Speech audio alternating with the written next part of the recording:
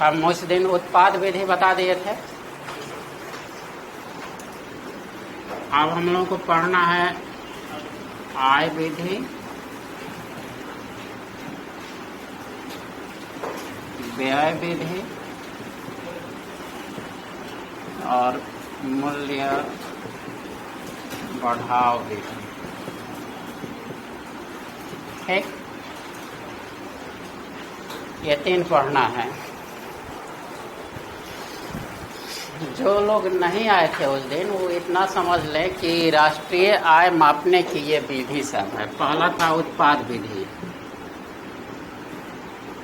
है, इसमें से ये हो चुका है, ये 3 जानना है।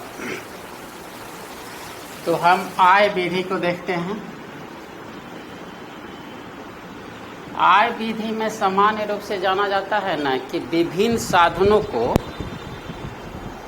जो आय प्राप्त होती है पुरस्कार स्वरूप में या पारिश्रमिक स्वरूप में, उन आय को अगर कलेक्ट कर लिया जाए, जोड़ लिया जाए, तो वो हमारा राष्ट्रीय आय के रूप में आ जाता है। ठीक, तो किसी भी उत्पाद के उत्पादन में कितने साधन लगते हैं? 4 साधन 4 लगते हैं। तो पहला क्या होता है? पहले भूमि, दूसरा क्या होता है? श्रम, तीसरा पूंजी और चौथा शास्त्री। यही ना 4 साधन हैं। किसी भी उत्पाद को उत्पादन के लिए ये 4 तत्व या साधन जरूरी है। अगर इसमें से एक नहीं रहेगा तो उत्पादन प्रक्रिया नहीं हो पाएगी। तो इन चारों साधनों को उत्पादन के क्रम में जो इनका पारिश्रमिक लगा, इसके बदले में इनको तो पुरस्कार मिलेगा। तो जो पुरस्कार मिलता है वो भूमि को क्या मिल जाता है? रेंट यानी लगान। श्रम को क्या मिलता है? वेज यानी मजदूरी। पूंजी को क्या मिलता है? इंटरेस्ट यानी ब्याज। और शासी को क्या मिलता है? प्रॉफिट यानी लाभ। यही ना 4 हुआ, रेंट, वेज और इंटरेस्ट और प्रॉफिट। पूरे अर्थव्यवस्था में जितनी भी वस्तुएं और सेवाओं का प्रोडक्शन होता है उसमें ये 4 साधन ही काम करते हैं। और जो ये 4 साधन काम करते हैं और साधन के काम करने के पश्चात इनको जो दिया जाता है इनके पारिश्रमिक के रूप में, अगर उनको जोड़ दिया जाए तो ये आय हो जाएगा। मान लीजिए कि हम एक फैक्ट्री है जिसमें कपड़ा का उत्पादन हो रहा है। ठीक, अब कपड़ा के उत्पादन में ये चारों लगेंगे। क्लियर हो गया? चारों लगेंगे तो चारों के बदले में कुछ ना कुछ देना पड़ेगा। तो हम कितना देते हैं? मान लीजिए कि हमारा कपड़ा का उत्पादन 20 करोड़ रुपया का हुआ, तो 20 करोड़ यहाँ आ जाएगा। बात समझ में आ रही है? ये 20 करोड़ वहाँ आ जाएगा। इस 20 करोड़ में अब क्या होगा कि ये मार्केट में जब जाएगा, ठीक है, तो मार्केट में जाएगा तो इस पर प्रत्यक्ष कर लगेगा, उसके बाद प्रत्यक्ष कर लगेगा। फिर इसमें जो मूल्य ह्रास हुआ है प्रोडक्शन में, अभी वो भी इसमें इंक्लूड है। तो ये इसके अलावा भी जो प्रत्यक्ष और प्रत्यक्ष कर होते हैं इसमें इंक्लूड रहते हैं। ठीक, तब हम बोलते हैं कि हमारा जीएनपी ये प्राप्त हुआ। ठीक, जीएनपी मतलब ग्रॉस नेशनल प्रोडक्ट। और जब ग्रॉस नेशनल प्रोडक्ट को हम मुद्रा में कन्वर्ट करेंगे तो वहीं हमारा GNI हो जाता है, यानी कि ग्रॉस नेशनल इनकम। ठीक, अब इसको हम लोग लिखते कैसे हैं आय विधि में? आय विधि में हम लोग लिखते हैं कि विभिन्न उत्पादन क्षेत्र में, चाहे वह वस्तु हो या सेवा हो, उसमें 4 साधनों की ज़रूरत पड़ती है, जिसमें भूमि, श्रम, पूंजी एवं साहसी है। इन साधनों को इनके पारिश्रमिक के फलस्वरूप या बदले में जो इनको दिया जाता है, इनके लिए वो क्या है? आय है। और इस प्रकार पूरे अर्थव्यवस्था में जितने भी उत्पादन हो रहे हैं वस्तु या सेवा का, यदि उनके संसाधनों के प्राप्त आय को जोड़ दिया जाए तो वो हमारा क्या मिल जाता है? GNI। हेलो,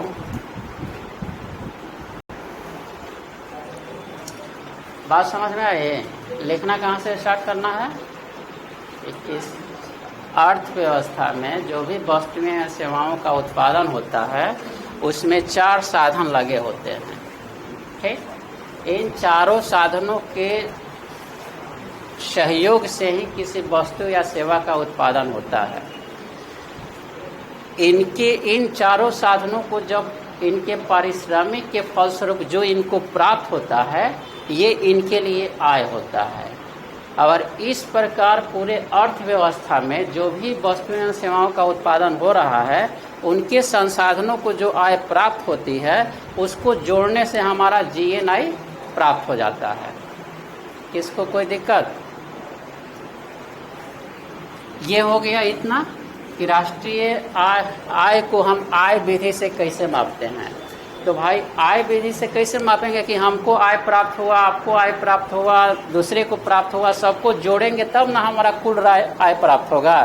तो वैसे ही इसमें भी हम लोग करते हैं। क्लियर हो गया? तो ये हमारा क्या हो जाता है? GNP/GNI। क्लियर? इसमें हम बोले थे कि प्रत्यक्ष कर भी जोड़ते हैं। ठीक, प्रत्यक्ष कर जोड़ते हैं। क्यों जोड़ते हैं? तो जो हमारा आय रहता है उस पर सरकार क्या लगा देती है? टैक्स लगा देती है। जैसे निगम कर हुआ, आयकर हुआ, इस टाइप के जितने भी डायरेक्ट टैक्सेज है वो लग जाते हैं। हम GNP निकाल रहे हैं, याद रखिएगा लोग, इसलिए इसमें प्रत्यक्ष कर भी जुड़ा रहता है। ठीक, इसके अलावा अप्रत्यक्ष कर भी जुड़ा रहता है। जब भी कोई मार्केट में वस्तु आती है, ठीक, या सेवा आता है, तो सरकार उस पर क्या कर देती है?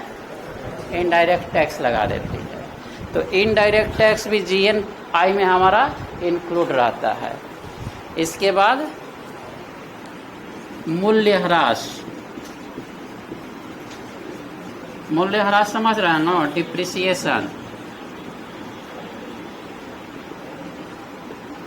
डिप्रिसिएशन इसको बोला जाता है। ठीक है, मूल्यह्रास होता है कि कोई भी फैक्ट्री साल भर जो प्रोडक्शन कर रही है, तो उस पीरियड में फैक्ट्री में टूट फूट होगी ना, क्षति होगी। तो जितना क्षति होती है वहीं हमारा मूल्यह्रास होता है या डिप्रिसिएशन होता है। ठीक, तो ये भी हमारा GNI या GNP में इंक्लूड रहता है।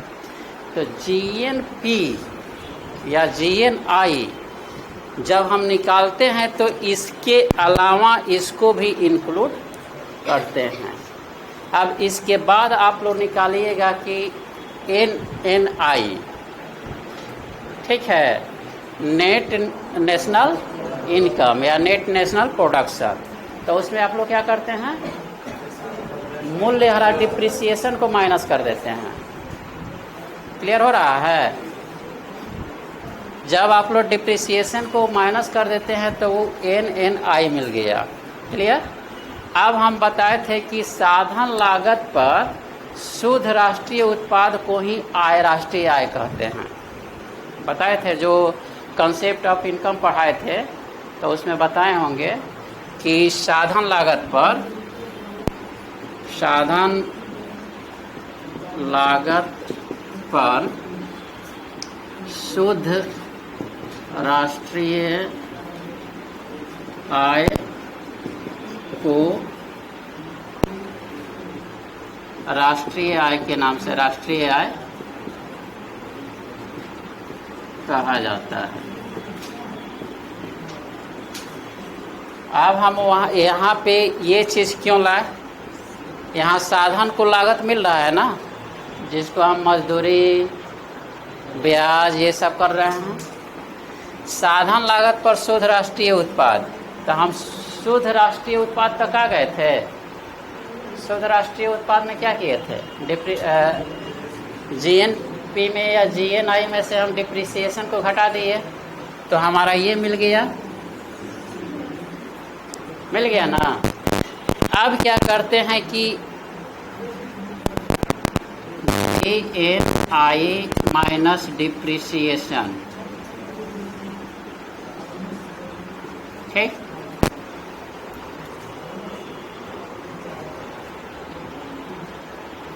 ये हमारा ये वाला हिस्सा हो गया,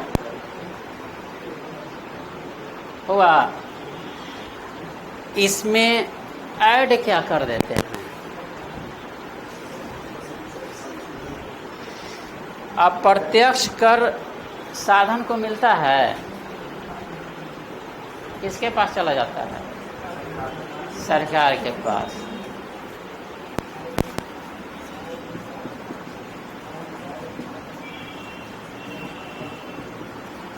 यही ना फॉर्मूला होता है, यही हमारा राष्ट्रीय आय हो गया। इसी चीज को यहाँ हम लोग लिख देते हैं। ये चीज यहाँ लिखिएगा ना, इस टाइप से लिखिएगा लो तो नंबर कटता नहीं है। अब इसको कैसे लिखिएगा लो, हमको लगता है कि 60% लोग समझ गए होंगे, 40% नहीं समझे होंगे लोग, ठीक। आइए फिर यहाँ से हम समझाते हैं। रेंट में देखिए क्या समझना है। रेंट में केवल भूमि नहीं होता है, ठीक। जैसे मान लीजिए कि आप दुकान लिए या मकान लिए या फैक्ट्री लिए, ये सब के लिए आपको रेंट देना पड़ता है, ठीक है। तो भूमि एक इंडिकेशन हो गया कि भूमि को ही लगान मिलता है, लेकिन लगान पढ़िएगा लो तो पता चलेगा कि जिसका पूर्ति एक समय सीमा में निश्चित हो, बढ़ाई नहीं जाए, उस सभी वस्तुओं को लगान मिलता है।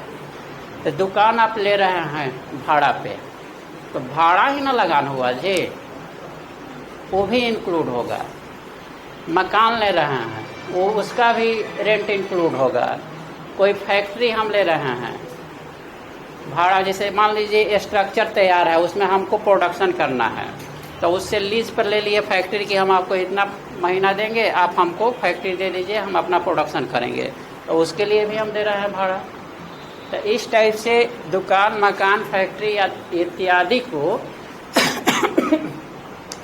जो रेंट के रूप में दिया जाता है, वो सभी लगान के अंतर्गत आ जाता है। इसके अलावा हमारा दुकान है, ठीक, लेकिन हम क्या कर रहे हैं कि उसका भाड़ा तो हम किसी को दे नहीं रहे हैं, लेकिन उसका अनुमानित भाड़ा भी इसमें जुटेगा।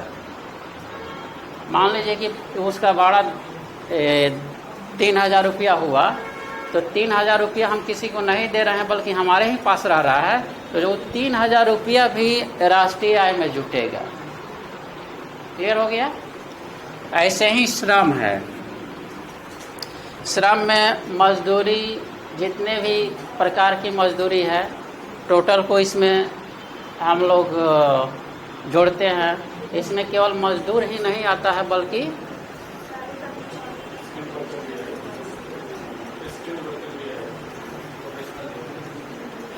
स्किल वर्कर भी कहीं ना कहीं मजदूरी करेगा।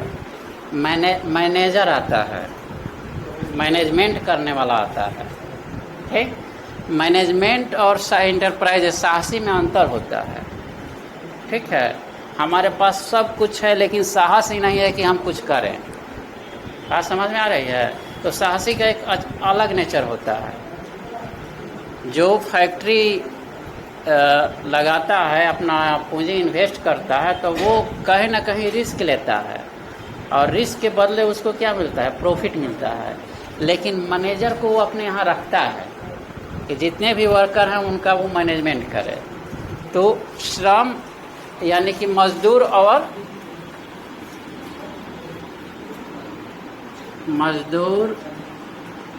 एवं मैनेजर का हिंदी क्या होता है? प्रबंधक भी आ जाएगा इसमें, ठीक। अब एक चीज़ और यहाँ समझ लीजिए लोग। मान लीजिए कि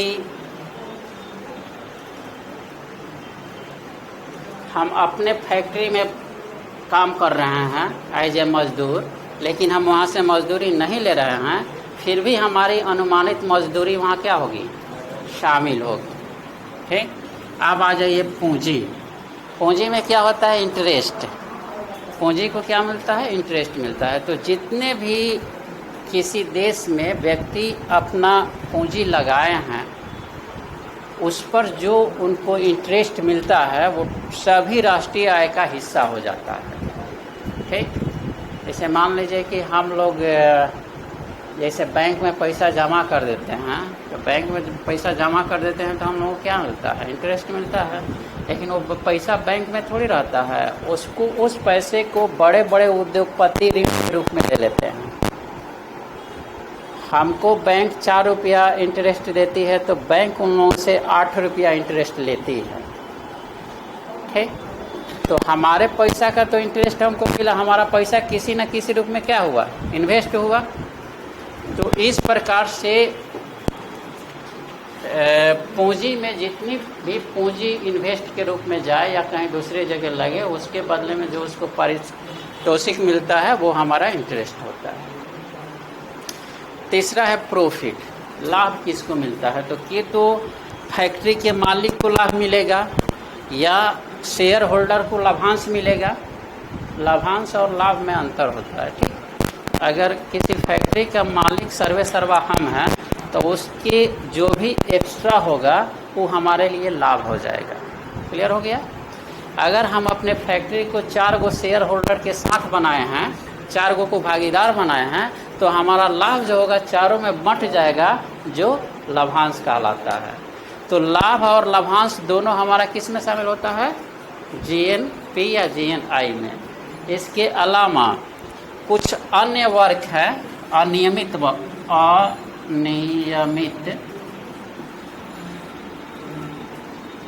व्यवसाय, ठीक। इससे भी प्राप्त आय को हम इंक्लूड कर लेते हैं जीएनपी या जीएनआई में। कैसे? अनियमित व्यवसाय क्या है? जैसे मान लीजिए सीजनल व्यवसाय, ठीक। जैसे रोड पर जितना ठेला या फुटपाथ पर दुकानें होती है, तो वो भी तो कुछ काम कर रहे हैं, उनको भी तो कहीं से इनकम हो रहा है, तो उनके इनकम को भी हम जीएनपी में शामिल करते हैं। क्लियर हो गया? तो जब लिखेंगे कि आय विधि के माध्यम से राष्ट्रीय आय को कैसे निर्धारित किया जाता है, तो आप लोगों को यही सब बिंदु को लिख देना। और लिखना कैसे है? सजा के लिखना है। किसी को कोई? हाँ बोलिए। वो साधन लागत पर जो शुद्ध राष्ट्रीय आय है, उसमें से डायरेक्ट टैक्स हाँ, जैसे मार्केट प्राइस पे होगा शुद्ध राष्ट्रीय आय, तो डायरेक्ट टैक्स होगा या साधन लागत पे डायरेक्ट टैक्स? साधन लागत है, डायरेक्ट टैक्स साधन लागत में आ जाएगा। हाँ। तो जैसा कि मार्केट प्राइस पे आएंगे, मतलब एनएलपी एक्ट मार्केट प्राइस पे इंडायरेक्ट टैक्स। हाँ, ये जो निकालते हैं एट मार्केट प्राइस ही हो जाता है। मार्केट प्राइस, ये वाला हिस्सा, ये वाला हो जाता है फैक्टर प्राइस। माने फैक्टर प्राइस जितना होगा उतना ही ये वाला हिस्सा मार्केट प्राइस वाला हो जाएगा। तो नीचे वाला जो वो साधन लागत बनी है वो बाजार मूल्य, ये बाजार मूल्य पे है। ठीक, चलिए, और किसी को कोई दिक्कत? थोड़ा सा आप लोगों को इसमें दिक्कत आता होगा कि कैसे लिखेंगे। ठीक है, अब लिखने का तरीका देखिए कैसे होता है। इसमें कहीं भी कोई बात बनाना है, नहीं बनाना है।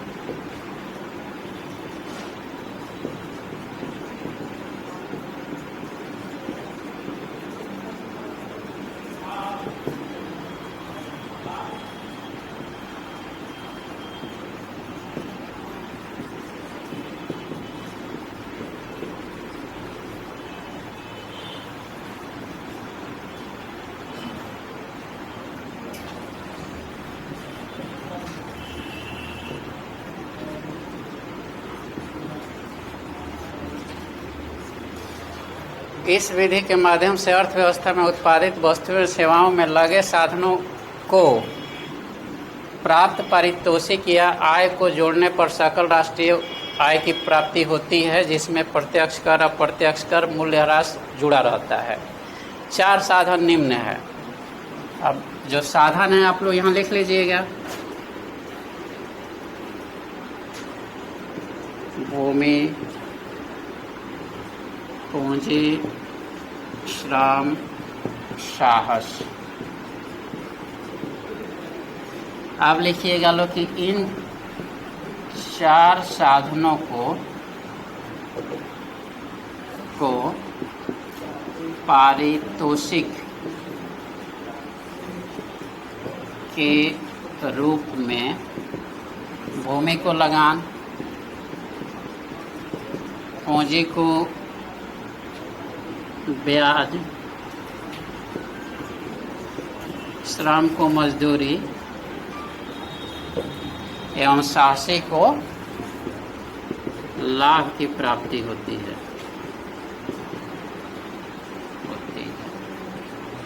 ठीक,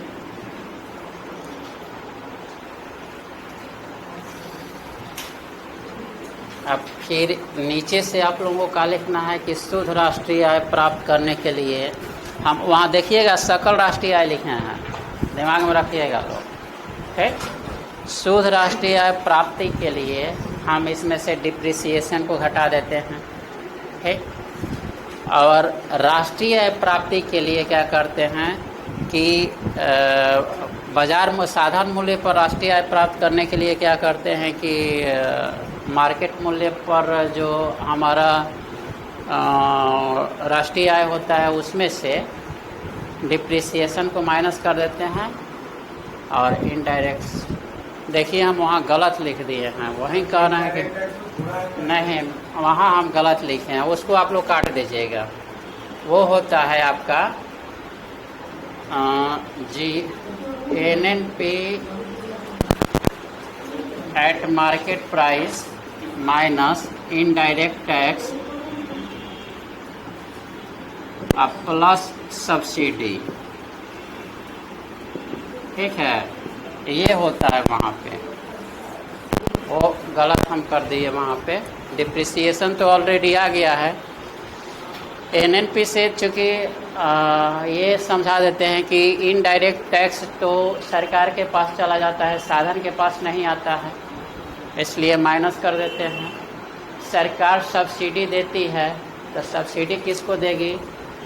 उद्योग को देती है, तो वो सब्सिडी उद्योग को जब देगी तो वो सब्सिडी को इन साधनों में बांट दिया जाता है, इसलिए सब्सिडी को हम जोड़ देते हैं।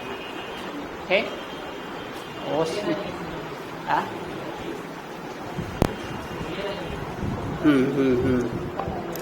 पहले वाला जो हम लिखे हैं वो गलत है, उसको आप लोग काट दीजिएगा।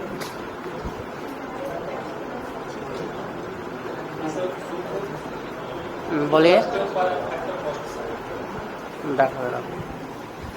क्या से?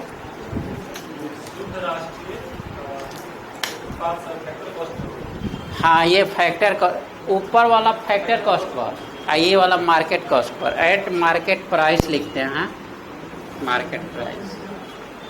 ठीक है,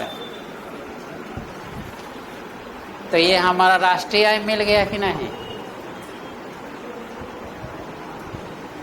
आप लोग समझ जाइए। यहाँ तक हम क्या लाए थे? सकल राष्ट्रीय आय लाए, उसमें भी बता दिए कि इसमें ये सब चीज़ें जुड़ी रहती है।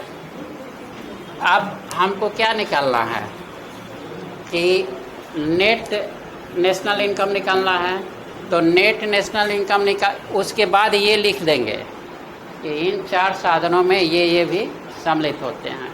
इसके बाद भी आप लोग बढ़ाना चाहते हैं तो उसमें जो हम अनियमित व्यवसाय को दिखाए हैं उसको इंक्लूड कीजिएगा लोग, कि इसके अलावा अनियमित व्यवसाय से प्राप्त आय को भी इसमें शामिल किया जाता है। जो फुटपाथ या ठेले वोले पे जो बिक्री होती है, या जो सीजनल वर्क करते हैं, उनके भी आय को इसमें सम्मिलित किया जाता है।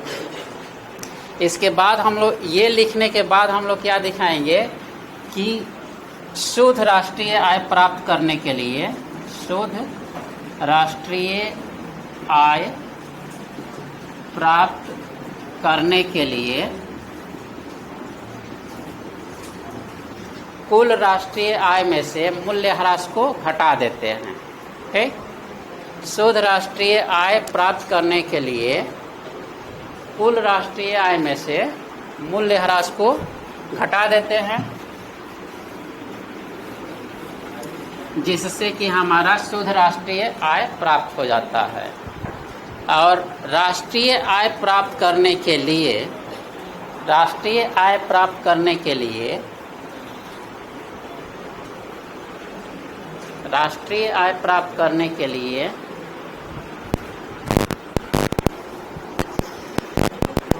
NNI एट मार्केट प्राइस, यहाँ लिखिएगा लो NNI eight market price minus indirect tax plus subsidy.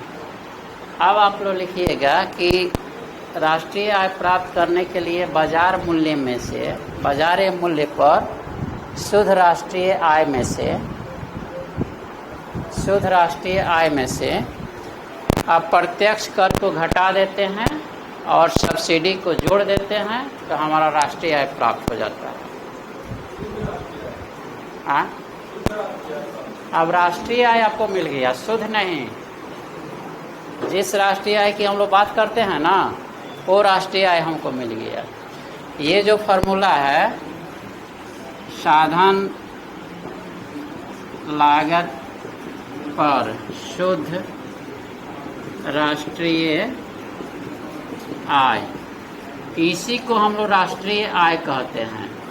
ठीक है, जिसके बारे में हम लोग बोलते हैं राष्ट्रीय आय। राष्ट्रीय आय जो हमारी अवधारणा है ना, वहीं ये राष्ट्रीय आय है। और इसको हम निकालते हैं किस पर?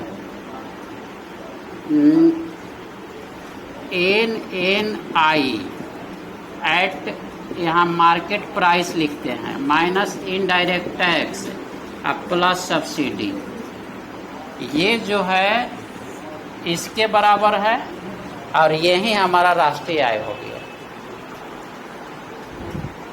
ठीक है, तो ये अंततोगत्वा कहेंगे कि हमारा राष्ट्रीय आय इस प्रकार प्राप्त हो जाता है। केवल सजा देना है, कुछ करना नहीं है। आप लोग वहाँ तक आ गए शुद्ध, हाँ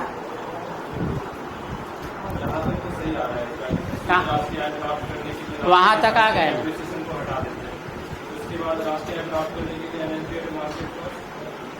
राष्ट्रीय आय प्राप्त करने के लिए बाजार मूल्य पर जो हमारा शुद्ध राष्ट्रीय आय मिलता है उसमें से इनडायरेक्ट टैक्स घटा देते हैं और जो सरकार सब्सिडी देती है उसको जोड़ देते हैं। क्लियर हो गया? ये आप लोग 2-4 बार पढ़िएगा ना, थोड़ा टेक्निकल है, समझने में दिक्कत होगी। तो ये हमारा हो गया राष्ट्रीय आय। यहाँ तक किसी को दिक्कत नहीं ना है जी? 4 साधन को इंक्लूड करने के बाद शुद्ध राष्ट्रीय आय तक किसी को दिक्कत नहीं ना है? अब यहाँ पे नीचे लिख देंगे कि राष्ट्रीय आय प्राप्त करने के लिए हो गया बाजार मूल्य पर जो शुद्ध राष्ट्रीय आय होता है उसमें से अप्रत्यक्ष कर घटा देते हैं और सब्सिडी को जोड़ देते हैं, तो हमारा राष्ट्रीय आय मिल जाता है। बस इसके बाद एक लाइन वहीं लिख देना है। क्लियर हो गया? इसके बाद हमको यहीं लिखना है कि बाजार मूल्य पर शुद्ध राष्ट्रीय आय में से अप्रत्यक्ष कर घटा देते हैं और सब्सिडी को जोड़ देते हैं, तो हमारा राष्ट्रीय आय मिल जाता है। क्लियर हो गया? यही केवल करना है।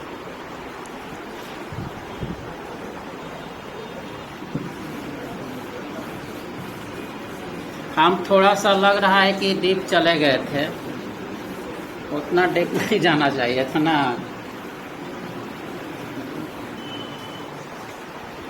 अब आइए लो, दूसरा है व्यय विधि। ठीक, व्यय विधि आसान है, इसमें उतना माथापची नहीं है। व्यय विधि में क्या होता है कि एक अर्थव्यवस्था में एक वर्ष में सरकारी और निजी क्षेत्र द्वारा जो व्यय किया जाता है उसी का योग होता है ये। ठीक, इसके अलावा विदेशों से जो प्राप्त शुद्ध आय होता है उसको जब इसमें इंक्लूड कर देते हैं तो हमारा क्या प्राप्त हो जाता है? राष्ट्रीय आय।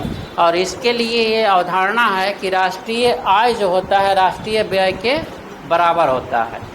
ठीक है, इसमें ये लिखना होता है कि राष्ट्रीय आय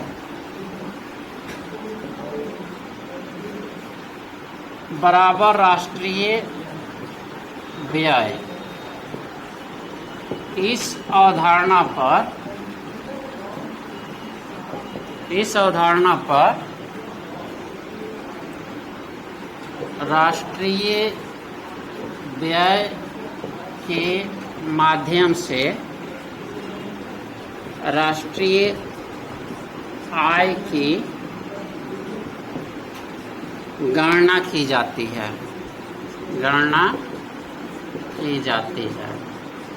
ठीक है, अब इसमें क्या होता है कि पहला हम इसमें निम्न शामिल होते हैं, इसमें निम्न को शामिल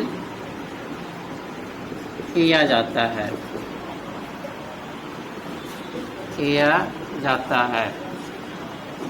किसको किसको शामिल किया जाता है? व्यय समझ रहे हैं लोग ना? व्यय 2 रूप में होता है, एक या कि तो हम उपभोग करें या नहीं तो निवेश करें, 2 ही रूप में ना व्यय होगा। तो पहला होता है निजी उपभोग।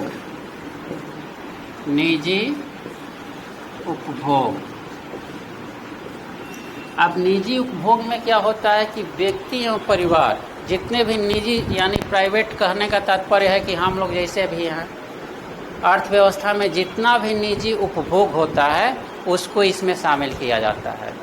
निजी उपभोग में क्या हो जाएगा? व्यक्ति द्वारा वस्तु और सेवा पर किया गया व्यय। क्लियर? निजी में ही निजी उद्यम भी आएंगे, निजी फैक्ट्री भी आएगी। तो इस टाइप का जितने भी निजी वर्कर्स हैं और इंडस्ट्री है, अगर वो व्यय करती है तो वो आ जाएगा निजी उपभोग पर, और निजी उपभोग पर जितना वो व्यय करती है हमारा निजी व्यय हो जाएगा। क्लियर? तब पहला क्या होगा इसमें शामिल? निजी उपभोग। दूसरा होता है घरेलू, या उसको निजी बोलते हैं, घरेलू निवेश। अब घरेलू निवेश कहने का यहाँ अर्थ हो जाता है दो चीज। घरेलू निवेश में निजी निवेश भी आ जाएगा और सरकारी निवेश भी आ जाएगा। बात समझ में आ रही है? तो निजी व्यक्ति द्वारा निवेश किया जाए और सरकारी द्वारा निवेश किया जाए, निजी प्लस सरकारी, दोनों निवेश को शामिल कर लेते हैं। क्लियर हो गया?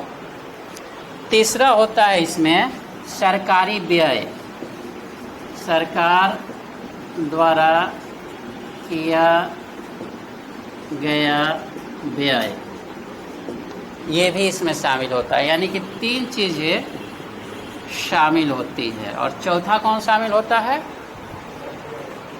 विदेशों से प्राप्त शुद्ध आय, विदेशों से प्राप्त शुद्ध आय, इसको शुद्ध निवेश भी बोलते हैं,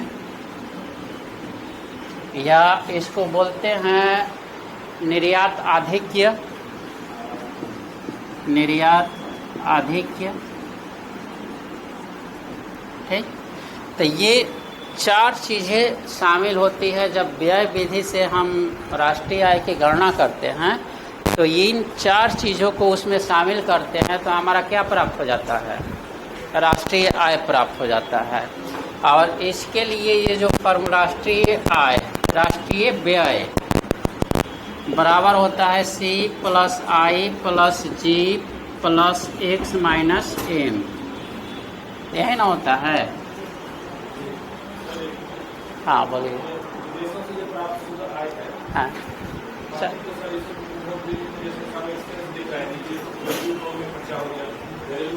समझा देते हैं ना क्या ये हो रहा है, ये समझ गए? ये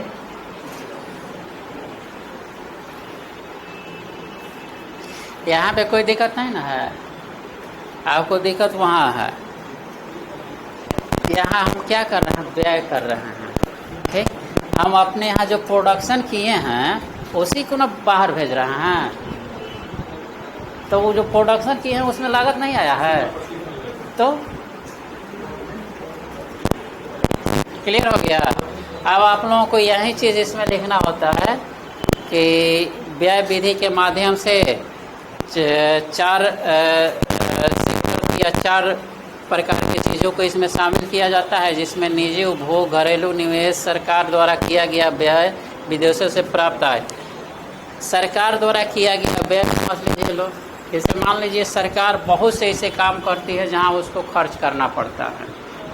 मान लीजिए कि सरकारी वर्कर, उसको पेमेंट देना, सरकार के जितने भी इंस्टीट्यूशंस हैं उसमें जितने भी इक्विपमेंट है वो तो सरकारें खरीद के ना देती है, तो वो कहीं ना कहीं उसका व्यय हुआ। तो इस प्रकार से सरकारी व्यय को भी क्या किया जाता है? इसमें शामिल किया जाता है। सरकार के सभी प्रकार के व्यय को भी इसमें शामिल किया जाता है। अब इसमें किसी को समझने में कोई दिक्कत? सी क्या है? निजी उपभोग यानी प्राइवेट कंजम्पशन। आई क्या है? घरेलू निवेश, इन्वेस्टमेंट। जी क्या है? Governments expenditures. तो जी माने गवर्नमेंट, सरकार द्वारा किया गया व्यय। एक्स क्या है? निर्यात है। एम क्या है? आयात है। दोनों का जो अंतर होगा, पॉजिटिव हो या निगेटिव हो, दोनों को पॉजिटिव होगा तो जुटेगा, निगेटिव होगा तो माइनस होगा। क्लियर हुआ? इस प्रकार हम लोग व्यय विधि के माध्यम से क्या करते हैं, निर्यात आधिक्य।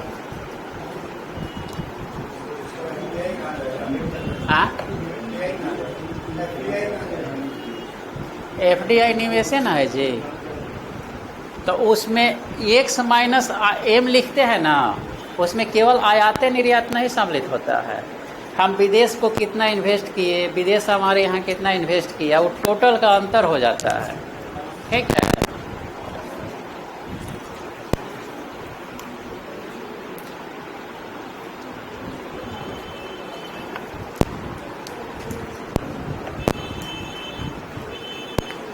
इसमें किसी को कोई दिक्कत